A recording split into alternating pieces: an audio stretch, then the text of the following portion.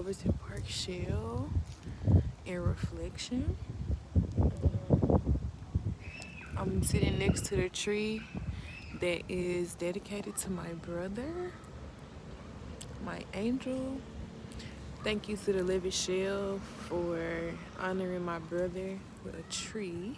It's such a big deal because he's forever implanted into the city. I was up here for a volunteer thing, and my nigga showed up. My nigga showed up and hugged me, and she here for a whole nother thing that I'm not here for. But I'm so happy to see her.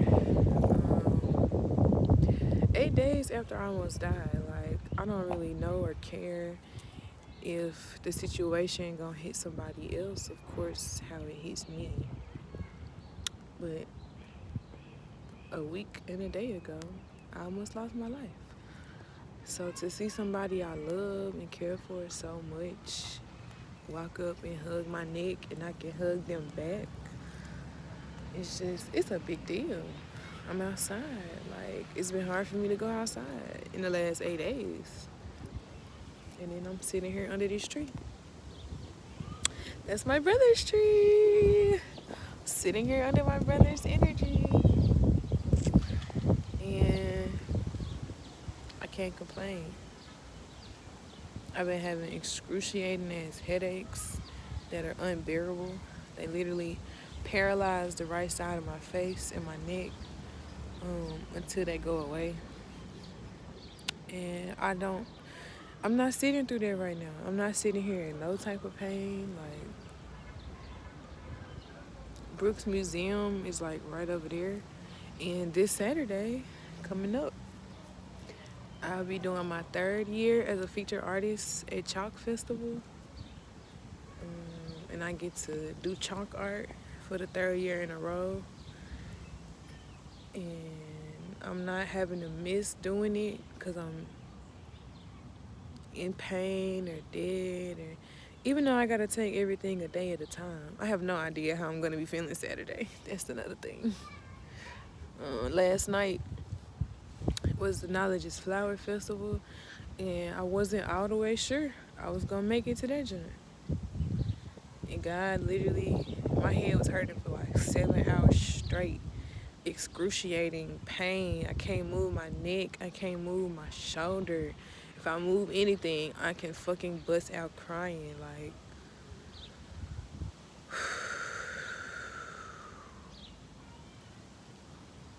everything is taking a day at a time.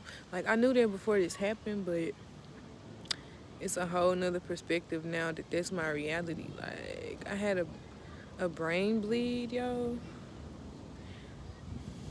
Yeah, it's been 8 days, and it's still hard for me to say shit out loud. My brain was bleeding. That's really hard to say out loud. Like, I can say it and try to say it like it's not affecting me, but that's what makes it so hard because I actually have to say it and it's my truth. I'm actually saying it and like it holds some fucking weight, yo. Like, ever since that shit happened, my head is in pain. Then it's like, I don't know how long my head gonna be in pain like this. I don't know how long these symptoms are gonna continue to show up.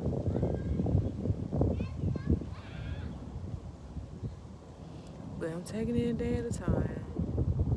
Tomorrow, I do want to go back to the hospital.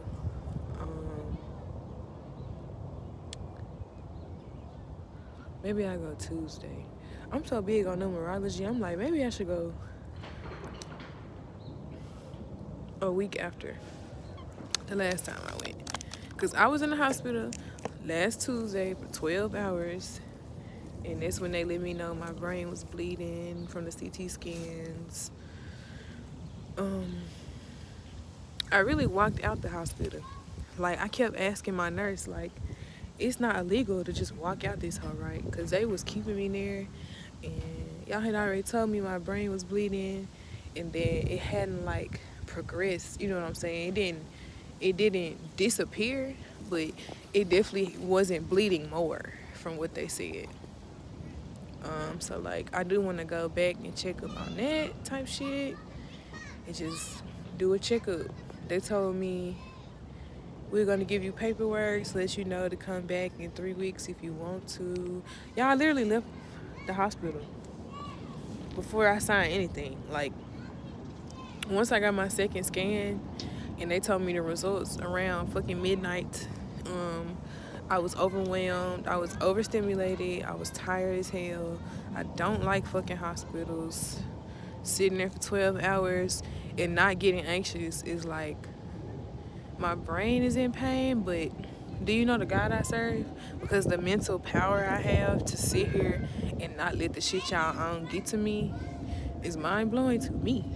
Like, but I literally walked out the hospital before them folks came back with any papers that's like, sign this to let niggas know you was at the hospital.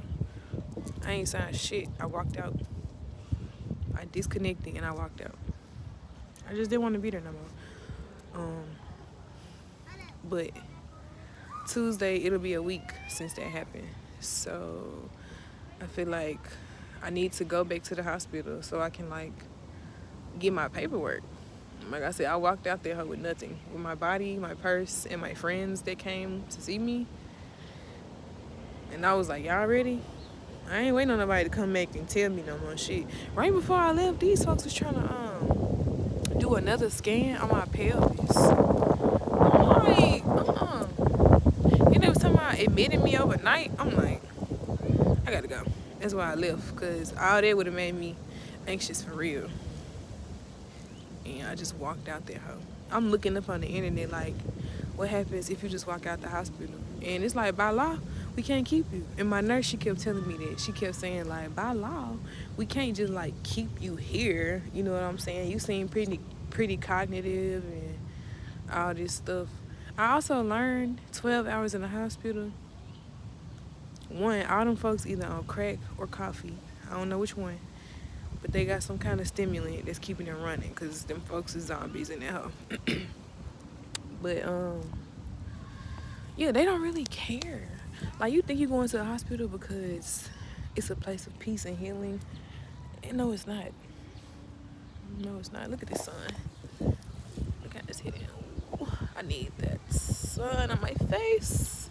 But the hospital really don't give a fuck about your well-being.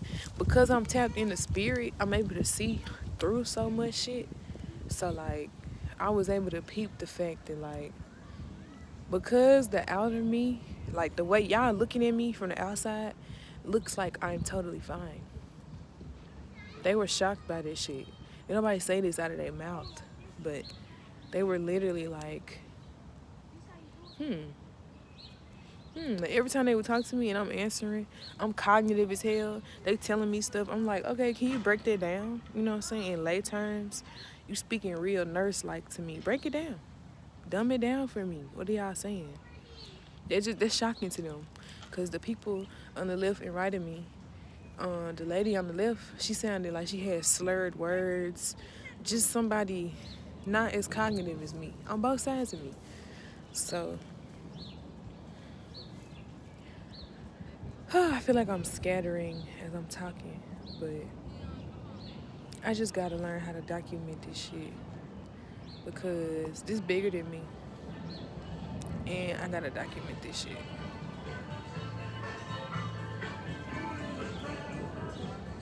But another thing is like, since this junk has happened, I really have been getting flooded with divine protection, obviously. People with pure intentions. I've been flooded with gifts, abundance. I mean, yes, when you get hurt, people tend to care a little more. But I do feel the genuine abundance following me after this tragic accident. I'm gonna do another video where I actually talk about what the fuck happened that day. Like from the start of the day to the end of that day. Yeah, but This is where I'm at today. This is what I'm able to talk about. This is what I'm able to process today. And I'm sitting under my brother's tree.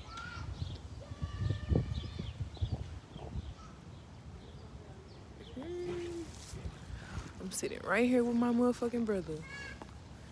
Talking about some shit that almost killed me. And my nigga is dead. Like, oof. Y'all have no idea. Y'all have no idea who I am, what I've been through, how protected I am. All that. I gotta do a whole nother video about what the fuck happened when I told my mother, okay? That's a whole nother video. I'm not even finna get into that right now. Did my mama know about the accident when it happened? No. Like the day it happened? Hell no. Nope. The day she found out, it was some crazy ass energy, man. I gotta do a whole nother video. I don't know if I can do that today or not, but my testimony is loading. That's all I gotta say. I'll show y'all out.